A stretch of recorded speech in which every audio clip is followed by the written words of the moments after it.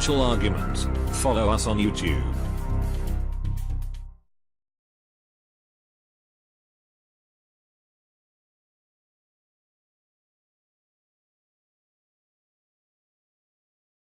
And with us today is Jim Willie, editor of the Hat-Trick Letter found on goldenjackass.com. Jim, thank you so much for joining us today. Oh, it's a pleasure being on, Elijah. All right. Well, I asked viewers to submit questions, and these first few questions have to do with the stability of the financial system. This viewer wants to know about derivatives and the domino effect they might have and how they might trigger a collapse. They ask, we often hear of bubbles in stocks, government bonds, municipal bonds, corporate bonds, U.S. mortgages, U.S. consumer debt, U.S. student loans, and U.S. car loans.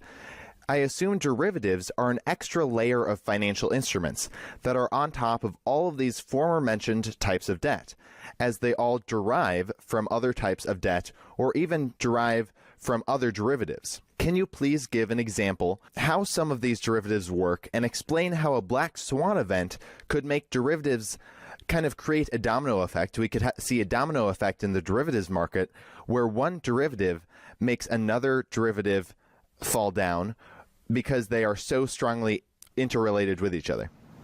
Okay, I understand the question. This gets very thorny and extends like with tentacles.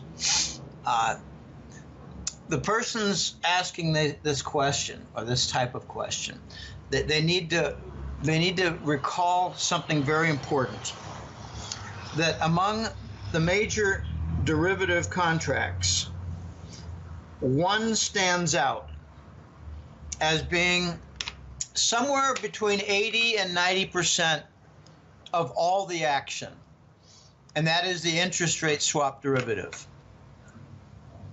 The interest rate swap derivative is a complex contract that plays an arbitrage game of the cash versus the coupon and the long-term versus the short-term bond, and it requires, for its high volume power, it requires the 0% on the short end. So we're starting to put some strain. This was not part of the question, but it's going to be part of the answer. We're putting some strain on this important derivative called the interest rate swap contract by increasing the interest rate on the short end, because it works better when you have free money. It's like on the industrial input. What's the input? You know, in industrial input, it might be just the copper price coming into the foundry, along with, say, the coal price into the foundry for the heat source. Okay, so copper and coal are the input. In the interest rate derivative, interest rate swap, it's the cost of short-term money. Okay, so we're still very, very cheap, and it's close enough to zero where they can probably do some little internal arbitrages and make their money source still virtually free. Okay, why do I mention the interest rate swap? First of all, it's 80 to 90% of the action. But second of all, it provides the U.S. government with a financing source for its $1.2, $1.4 trillion of deficit every year. And if you believe that the deficit is only 500 to 600 billion a year, you got rocks in your head, because they're doing little one-off adjustments all over the place within the fiscal year. And this is not seasonal adjustment. It's just little line items. I mean, they might as well just put in, well, we have $150 billion of narcotics money. We can offset with that. So the debt is lowered by that amount. And lots of little things like that. It's not a great example, but you get the idea that we're doing one-off adjustments all over the place. And there's no seasonal adjustment for an annual report. You don't say, well, you know, July was low and April was high for tax season, and therefore we got some adjustment. No, it's one full year. Get out of the way. Okay, so you have derivatives. Now, as for ripple effects, contagion effects, I think we're going to see some impact from a certain activity that's going on that is altering these interest rate swap contracts that provide the artificial demand. It's where the great majority of the Treasury bond buying is taking place. It is being done by the Department of Treasury in their Exchange Stabilization Fund. The strain on this system is from the dumping by foreign governments, central banks, of their Treasury bonds in their Forex reserves. Now, they've got something they call the LTM, the last 12 months. So think of it as a rolling sum of 12 months of bond dumping.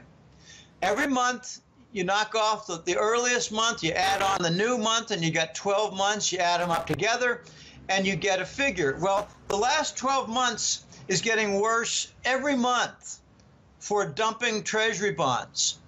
What does that mean?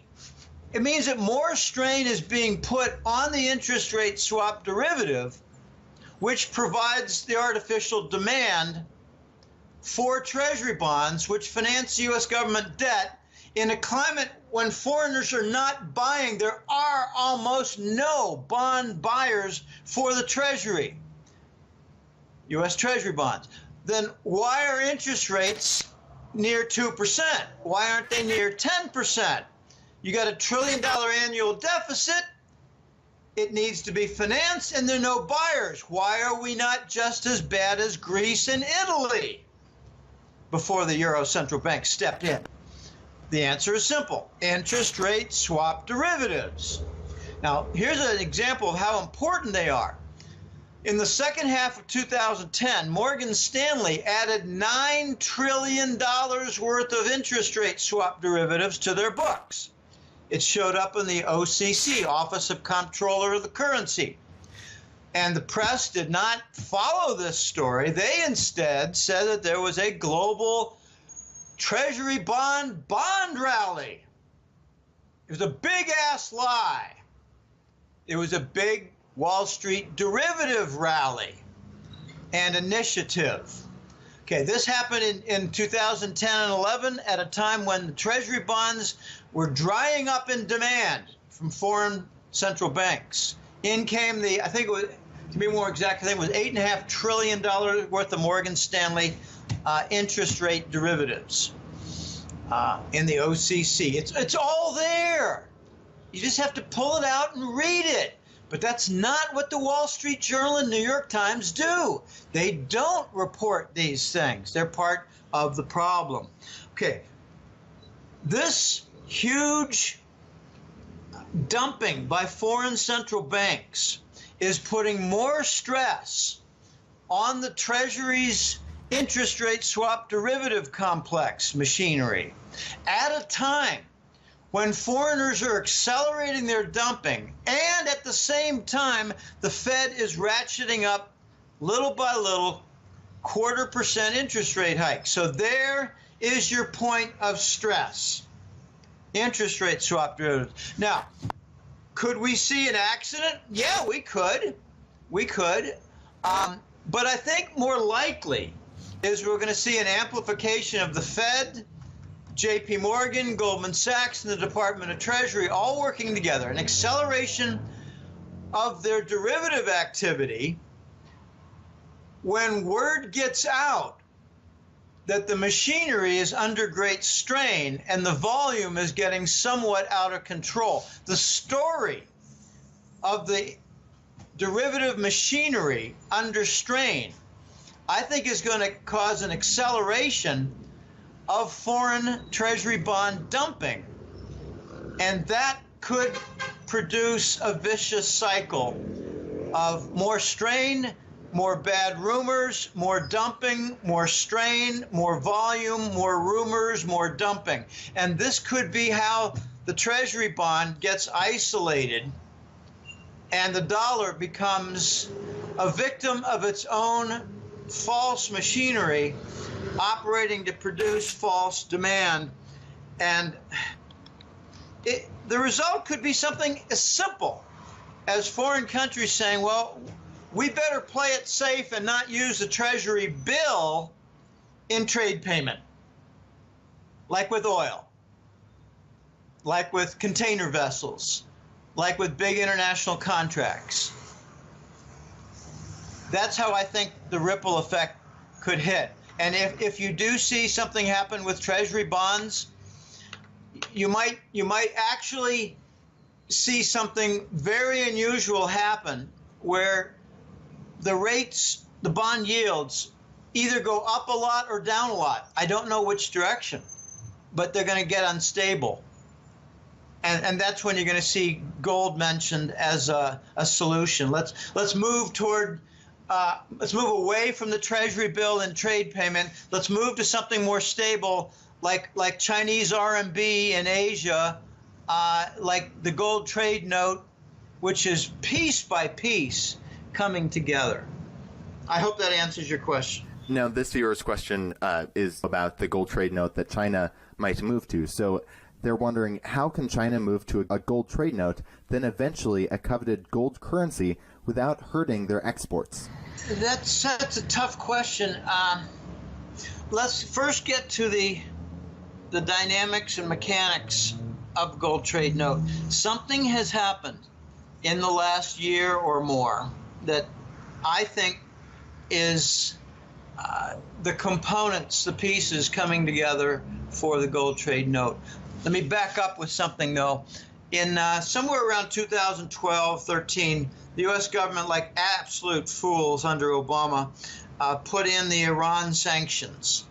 And not only were the sanctions a bad idea, but they actually put them in like an amateurish, stupid fashion by saying that the Iran central bank could not be involved in the payments. So the Iranians arranged for all their large banks to be involved in the payments. And then interior to Iran, they had the different swap arrangements between the big banks and the central banks. So the workaround was like a Boy Scout simple experiment. Obama's henchmen running Treasury were just total idiot rookies. What Iran did was to sell India oil and take payment in Turkish gold. It's called the Iran oil for gold triangle. The Turks were paid by India and provided the gold to the big Iranian banks who made the swaps with the Iran central bank. Okay, but that exposed how oil could be sold for gold payment with an intermediary like Turkey. Okay, now step forward. The reaction, and this came as a correct forecast for me in 2014, this is like a knee-jerk forecast that came out. The Ukraine war took place, and I came out with a statement that Russia and China would begin dealing exclusively in the dollar, and it would start in the energy trade, and it happened rather quickly. What happened was the Chinese and Russians made a deal for construction of pipelines, oil pipelines. And China said that they will pay for the construction with Treasury bonds, which is a huge insult to the U.S. government. But China would then later pay for the oil in RMB, their own currency, Chinese yuan. RMB stands for renminbi. It's synonymous. Well, you know, for us Americans and us Westerners, RMB is pretty much synonymous with yuan, but it's not. And I don't want to get into the distinctions. The distinction involves Chinese currency held outside of China. But let's not get into that. Anyway, the Chinese made a deal to pay for the construction of the pipeline with Treasury bonds, but to pay for the oil that flowed in it with RMB to Russia. The Russians have been receiving RMB payments now for close to a year for Russian-produced oil. And they're taking the RMB, going straight to the Shanghai Gold Exchange, and using the RMB-denominated gold futures contract in Shanghai to buy gold. So the Chinese are buying oil from Russia, paying in RMB, and the Russians are converting it to gold. Now the Chinese are coming out, and this is in progress now, if not already, or next couple weeks. The Chinese are coming up with an RMB futures contract for oil. It's not because the Chinese produce oil and they'll deliver on the contracts. It's to facilitate the RMB usage in oil payments. Watch the Saudis cooperate with this, and this will be the instrument by which the Saudis sell China oil and take payment in RMB. The hedging will be done in Shanghai with RMB. Sorry, I live near a boulevard. The Chinese will take the oil and make payments in RMB, which will be hedged in Shanghai with futures contracts denominated in RMB. Okay, very interesting development. Okay, so this is going to take form piece by piece. The Russian-Chinese relationship with respect to oil and RMB payments that are connected to gold, I think will provide the final death blow to the US dollar and its petrodollar status. Now just imagine, China is the world's #1 importer of oil. Russia is the world's #1 producer of oil. They're not using the dollar. They're eventually, and it's already happening, they're taking steps toward converting the oil payments into gold for final delivery on those payments. Where's the petrodollar standard?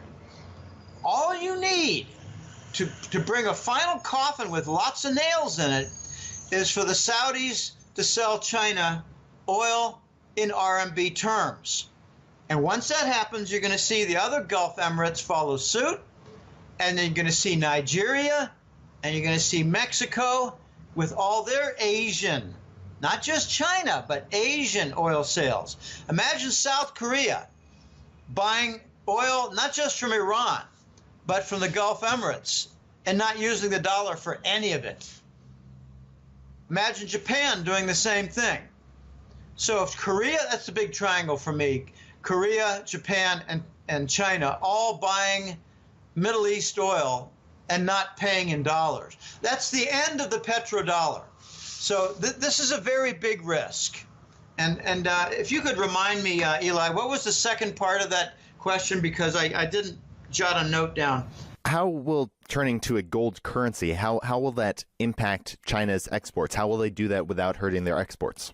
Very delicate and good question, because if you really want to kill your export trade, come up with a real good, viable, strong currency that is not a standard across the world. That sounds ironic, but imagine that the Chinese do not have much support, and they come up with a big, powerful, say, partly gold-backed RMB currency. Well, then the RMB would rise and rise relative to the other global currencies, and that would put a slamming brakes on the Chinese export trade. So that's why the Chinese are not going to do that. What the Chinese instead are going to try to do, and this has been a very important point of mine in the Hattrick letter for the last few years, what they're going to try to do is get a critical mass of support so that, say, the entire Eurasian trade zone follows suit, and you don't get 5 and 10 or 15% support for a new, viable, stronger currency, but instead you get a 55, 60, 65% support, which turns out to be critical mass. So the Chinese can protect their export trade primarily by getting other nations on board in Southeast Asia, along with, say, Kazakhstan and the other former Soviet republics, plus Russia, plus, say, Bulgaria, and maybe Hungary, and other nations like maybe Turkey. There's some big news out there this past week regarding Turkey, where they're going to, it seems like they nationalized their gold industry. By that I mean mining and marketing.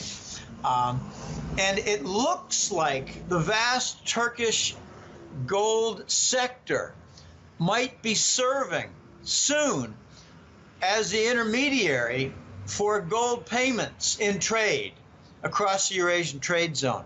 So this is probably going to be coordinated with respect to China. Very interesting, but the Chinese must acquire a critical mass for whatever better currency they want to use, so that when it's introduced, it's not the minority, but rather the critical mass majority. And then the problem comes for the other countries that are dollar-centric because they're in the minority. And that's when they start to see currency crisis. So if the Chinese can get this critical mass majority, what they do is they put the dollar on the defensive, so that the dollar, with their Canadian, British, and Western European support, Australia too, they're in the minority. And suddenly they're having price problems from a currency crisis. This is how China must have it done. But they know what they're doing. They know very well what they're doing. All right, now moving on here. This next question is about how the U.S. and also Japan are in a lot of debt right now. This viewer wants to know, the U.S. and Japan both have a debt-based fiat monetary system. Do you believe that in order to keep their monetary systems alive, they will need to create more and more loans to keep the currency level stable, and that both the U.S. and Japanese governments have become the Fed's and the Bank of Japan's lender of last resort, thus explaining one of the major reasons why these two countries are on the edge of bankruptcy? Or for the U.S., has the Fed been giving loans out to both the U.S. government and the big banks under the table, never to be paid back at 0% interest rates, so they don't have to face implosion that you normally would see in a debt-based monetary system? So that was kind of a long question there. Did you get it? Yeah, I got it, and it's really, really complicated. Let's back up. 1981. The U.S. and Wall Street banks made a very slick maneuver. They pretty much ordered, I know this doesn't sound right, but they ordered the Japanese central bank to go to 0% and to start this disastrous experiment of quantitative easing. Now, the Japanese went toward 0% and amplified their bond purchases in 1981. Here we are, 36 years later. I ask you, Elijah, have they moved away from 0% and have they moved away from amplified bond purchases? No, not really. I mean, obviously, the Fed raised interest rates a little bit, but it's very close to 0% still. So, yes. The answer is hell no. It's not even an equivocal no. So what they've done is they've wrecked their system by taking orders from the U.S. central bank, and not just central bank, but Wall Street banks, okay? And by doing so, they've put themselves in a trap. The Japanese are in a trap, and they cannot get out of it. I said back in 2009, early, right after Lehman, we're going down to 0%. And when we got there, I said we're going to stay there forever. And of course, I got a lot of critical emails saying, Jim, what a stupid thing to say. No one goes down to 0% forever. And I said, well, apparently you haven't paid attention to Japan, because they've been there. Here we are, 2009. They've been there for 28 years. Did you not notice? It's a blind alley with no exit. That's the way it works. There's no way out. So there's an important aspect to this.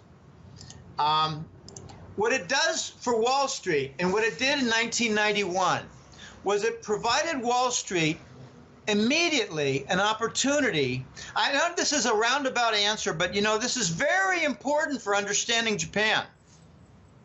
And to understand Japan now, you must understand Japan in 1991. But what Wall Street did was they set up the yen carry trade, where they would borrow free money, 0% money in Japan, and they would come out and buy U.S. stocks on the other side. What they did was they made a $1 trillion annual profit engine that was free. It's free. I mean, can you imagine? Would you like a method where you could make $1 trillion a year using free money? So that's the reality. That's the background for this. The Japanese are essentially U.S. slaves when it comes to banking, when it comes to military. Notice that on the military side, I won't get into a long military diatribe, but Japan has been forbidden for 60-some years from having a military. We're giving them orders for banking and for a lot of things. Not completely for trade policy, but we do throw our weight around a lot. Okay, so this is very important. Something very important happened about a year ago, maybe 10 months ago, somewhere around 10, 12 months ago. The Japanese started amplifying. Oh, actually, I think I got that wrong. Maybe it was around 2 years ago. The Japanese made an announcement. I'm not crazy here. I follow the historical facts. The Japanese made a statement. I think it was late 2015. I can't get this exactly right. They made a statement and said that they were going to make their QE, their monetization expansion, their money supply growth for the purpose of buying bonds, sovereign bonds. They actually said at the Bank of Japan, we're going to expand QE to infinite volume. They actually said that. And I came out immediately and said, look for the Japanese yen to go down 20%. And that's pretty much exactly what happened. And it did it in short order, like 3 or 4 months. Okay, so you have to look at Japan's buying. What did they do then? They went out and bought a lot of treasury bonds. And they stuck out like a sore thumb because all the other major export surplus nations were selling. They weren't buying, which begged the question of what were they buying with all their exports, export surplus. The answer is gold reserves in secrecy. The answer is regional sovereign bonds. The answer was Chinese government bonds. Very messy. So the U.S. gave orders that they were going to steal the Japanese government pension fund worth $1 trillion. I'm not making this up, people. It's all there. 2 or 3 years ago, the U.S. government confiscated the Japanese government pension fund worth $1.1 or $1.2 trillion and used it to purchase treasury bonds and forced Japan to go into QE with infinite volume to replace their Forex reserve bonds in their holdings. And that bought the dollar some more time. This is what we do in Washington and New York. We steal trillions to continue our fraudulent dollar system. Okay, the Japanese, think of their motive, just, on their own motive. They're thinking, well, we need to be very careful here. We need to preserve our export trade. So they do so by lowering their Japanese yen currency. In other words, they cooperate with the United States. They have no choice but to say goodbye to $1 trillion in their pension fund, and they're given an opportunity to replace it with free money with the blessings of the U.S. government. As far as U.S. and Japanese are concerned, neither side's a bigger loser. I'm not calling them a win-win. Notice that. I said neither side is a big loser. Okay, well, it's really not so simple because What they've done is they've really given themselves a death sentence. The Japanese and the U.S. are like two players fighting in a very deep swimming pool with chains around both their necks. They're fighting, but they're tied together. Okay, this is not going to end well, and I can honestly say I do not know how it's going to end. But I think what we're going to see eventually is the Japanese realizing that this is Harry Carey with chains and the Americans in the swimming pool. This is Harry Carey. This is suicide. This is not going to go anywhere positively. And I think that what's going to happen is the Japanese are going to say, we don't like China. We've never liked China. We have 1,000 years of bitter national strife and conflict between our two countries. We have genocide chapters going back 300 years, 200 years, 100 years. We have a lot of bad blood, but we're both Asians, and we don't like the Americans, and we both need to get away from the dollar. So Japan is going to embrace the Russian and Chinese initiatives toward a legitimate currency system. And, you know, the real historians would say, but Jim, isn't that what Japan did in the early months of 2011? And the answer is, hell yes. All right, now moving on here. This viewer wants to know how they can take action. What can we do as individuals to combat the global banking cabal? What can we do to combat the global banking cabal? Sell all of your stocks and bonds and paper assets and buy gold and silver bars and coins. Do not buy the exchange traded funds like GLD and SLV. Buy the Sprott Physical Gold Fund called PHYS. Buy the Sprott Silver Physical Fund called PSLV. But definitely stay away from the Wall Street funds. You need to get out of paper assets and get into metal assets. And it makes full sense to do so because they're propping up the stocks and propping up the bonds, and they're suppressing the gold and silver. So sell what they're propping up and buy what they're suppressing. This is an old saying for investors: buy low, sell high. That's been turned totally upside down in the last 10 to 20 years. Most people buy what's going up and is way high in price because they're dumb. If you want to be smart, sell what they're propping up, buy what they're suppressing, and wait them out because they cannot continue. This viewer says that he is medically dependent and has low income, and he's wanting to know what is the best way to survive the coming currency reset. Now, he says he already lives in a rural area, and he knows basic skills, and he's wanting to know, should he be in like a lockdown area, or should he get more supplies? What are some ways he can prepare being medically dependent and on a low income? Oh gosh, he doesn't have a whole lot of alternatives. He's already living in a did you say he's living in a rural area? Yeah. Okay. Well, that's good because it's the major metro centers that are most at risk. He doesn't have a lot of alternatives. You know, build an air raid shelter.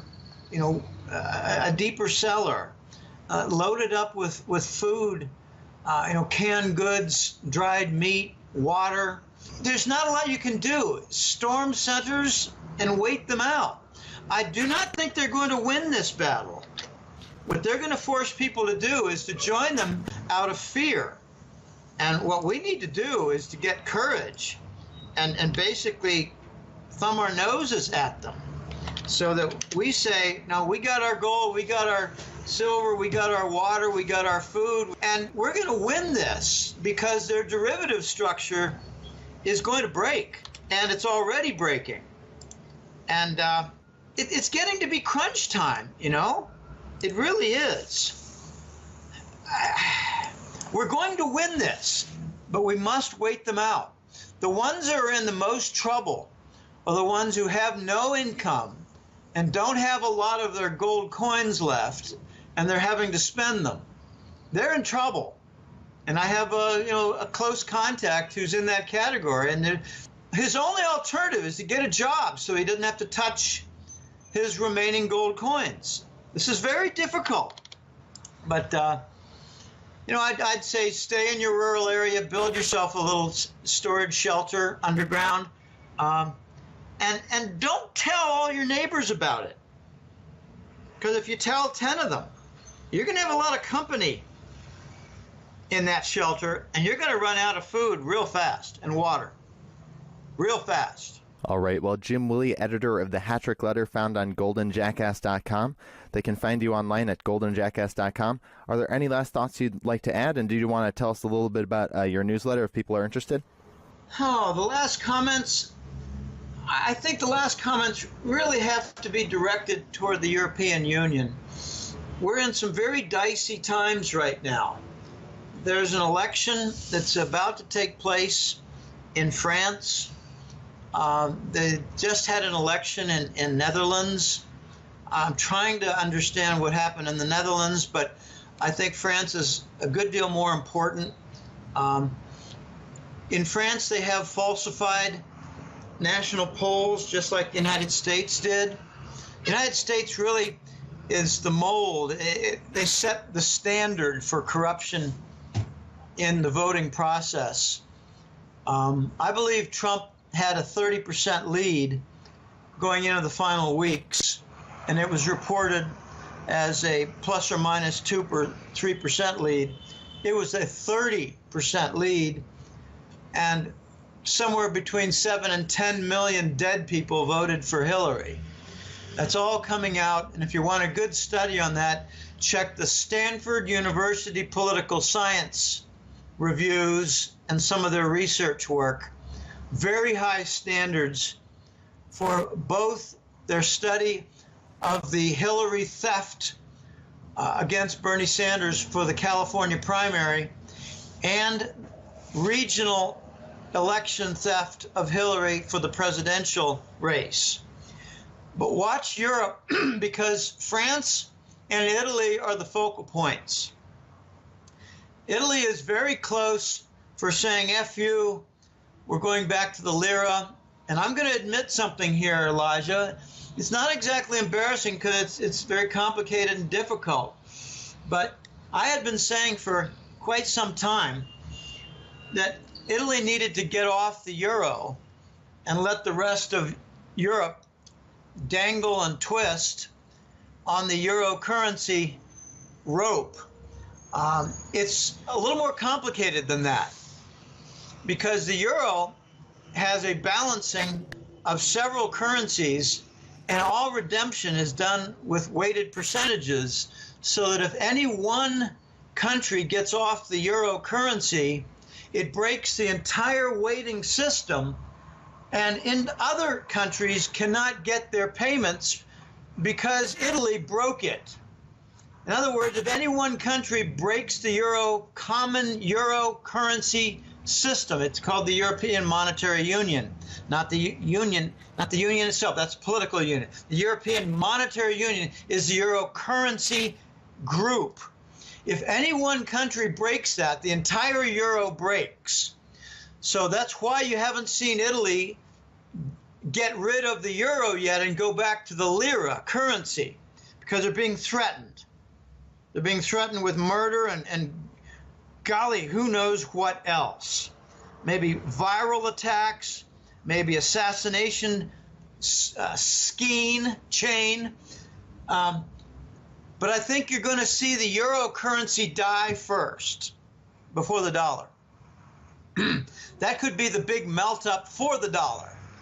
The melt up that kills the dollar could happen from the euro dissolving as a currency. So I'd watch what's going on there, because not only is their currency in deep, deep trouble, there's a greater trend now toward ignoring the European Union commissioners. There was a hostile statement made from, I think, a Polish political figure, essentially calling Jean-Claude Juncker, the lead commissioner in the EU, calling him an alcoholic, a drunk, and out of control in formal meetings and gatherings. So the dissension is really rising in Europe. This is getting very, very strange and very, very ugly. The EU Commission also extended the Russian sanctions, even though every single nation that I know of demanded an end to the sanctions. So now you're seeing more defiance by member nations with respect to the sanctions, and they're doing deals with Russia. Germany just thumbed their nose at the EU Commission by making firm the contract for Nord Stream 2, which is a pipeline with Gazprom, and I think it involves LNG facilities in the northern coastline of Germany. You know, very few people in the United States understand that Germany is not landlocked. They've got the Bering Sea up north. It's a quick access to the Arctic. That's the German north. So that's how the Germans are linking with the Russians in the north, where the U.S. really doesn't pay much attention. Russia is owning the Arctic right now. So pay attention to what's going on in France. And, you know, I recently had an exchange with a Hetrick letter client in France, and the person said, Marie Le Pen only has something like a 3% or 5% lead. And I said, oh, really? Here's a picture of Macron and his gathering. Here's a picture of Le Pen and her gathering. I would tend to think, given the empty seats for Macron and giving the complete packed stadium for Le Pen, I would be willing to guess that your polls are like the United States polls, and they're 30% off.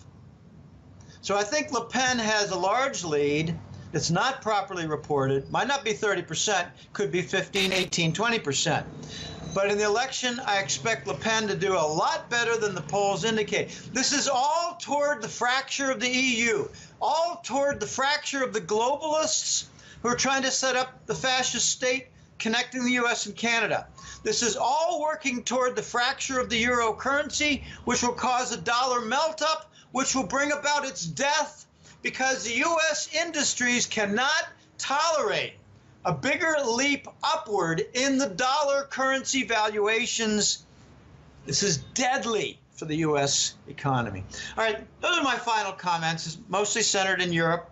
There were no questions by your listeners and followers about Europe, so I thought I'd add that in to complete the interview a bit. But the website, Elijah, www.goldenjackass.com. This month is the 13th anniversary. Started in April of 2004. This has been quite the journey. This has been the exodus away from the dollar into the golden desert. And the desert's going to have rather significant oasis after oasis of beautiful clean water. On the website, goldenjackass.com, there's lots of free material on the main5.html, the main web page, the public domain web page. Lots and lots of interviews. I mean, years back I did pretty much, you know, I'm really getting nostalgic here, but 5 or 6 years ago I used to write a public article almost every week. I probably did 40 to 45 per year. Now I do one a month and sometimes two. Recently I've done two, and I got another one planned this week, possibly another public article. But goldenjackass.com has the free public articles and has the linked interviews like this. I try not to do a second interview or a third interview with the host who doesn't provide a public domain link for the followers and clients to, hear the interview, because I think they're valuable. I mean, I'm not patent myself, but I think these are important sources of information that are hard to obtain. On the same Golden Jackass website is the home of the Hat Trick Letter. This month, as I said, the 13th anniversary. It's been a labor of love. I get exhausted at times, but I recharge my jets. I have friends who help me. We go have fun. I go for my bike rides. I try to stay off the main roads. I do a lot of bike riding, Elijah, and it's amazing. About half my path is sidewalks and parks and back roads, parallel road. Don't take that big boulevard. Take a parallel back road that has very little traffic. I try to stay safe, try to, not have accidents. I actually had a bike accident, low-speed bike accident where I hit a post. To avoid a little gully and making a turn, a truck coming in the direction, I avoided a gully by slamming on my bike brakes, and I lost my balance, and I hit a pole. It wasn't a slam into a pole. It was more like a 3-mile-an-hour, 2-mile-an-hour impact that gave me a rib injury, and it took 5 weeks for the rib injury to go away. I guess I'm not as young as I used to be, but also, I have 180 pounds, even at 3 miles an hour, 2 miles an hour, 180 pounds hitting an immovable object like a post, it doesn't move. So I absorbed all my weight on the rib cage, but I'm okay now. I just barely feel it. I hope people go to the website, bounce around the free area, sign up for the newsletter. For those people who are already aware of the newsletter, just go in there and catch some of the other interviews that you might have missed, because I am rather complete with the listing of the interviews and public articles, and I'm complete about giving you forewarning about interviews that are scheduled. I've got a couple scheduled for next week, and they're on the little coming attractions on the webpage. So thanks for having me on, Elijah. It's been fun. It's always interesting, and I hope to be on your show again sometime. And I really hope people heed the advice of getting rid of your paper assets. It's not just stocks and bonds, people. It's your bank CDs. If they're too big, you're vulnerable for a confiscation, a bail-in, whatever you want to call it. But these banks are in big, big trouble. Many of them are insolvent. And the tricks being done now on an international level by the banks are atrocious. They're stealing people's money, inviting them to sue in court because it's very difficult to win against a bank. And you must remember the 2005 Bush Bankruptcy Act. Your bank account, even if it's $180,000 or $12,000, your bank account, your savings account with the U.S. Bank is not your asset. It is the bank's credit, unsecured credit. Check the law. Ask your accountant, ask your attorney. And if they tell you that it's your asset, you better get a different attorney because you got a bad one. Bank accounts are unsecured assets owned by the bank. Unsecured credit as a bank asset, which begs the question, what is a secured asset for the bank? They're derivatives.